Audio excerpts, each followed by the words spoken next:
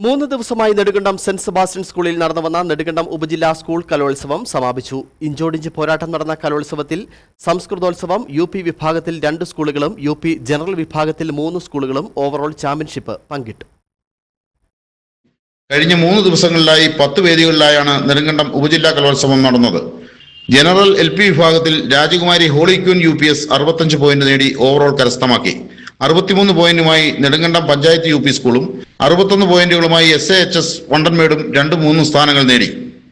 UP general വിഭാഗത്തിൽ Nedumkandam panchayat UP school, Rajakumari holy queen UPS, SS UP school എന്നിവ 80 പോയിന്റുകൾ നേടി ചാമ്പ്യൻഷിപ്പ് പങ്കിട്ടു.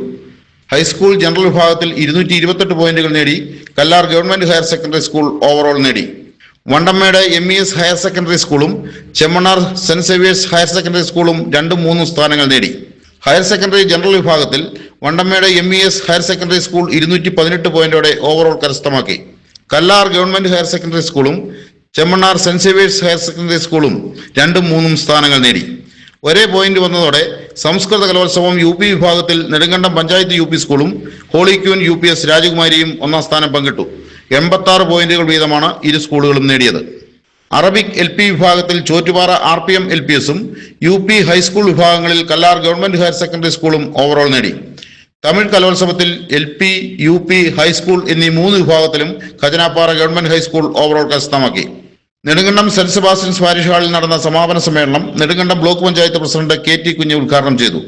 Saint Sebastian school manager father Melbin Karuvelikkal യോഗത്തിൽ അധ്യക്ഷത വഹിച്ചു.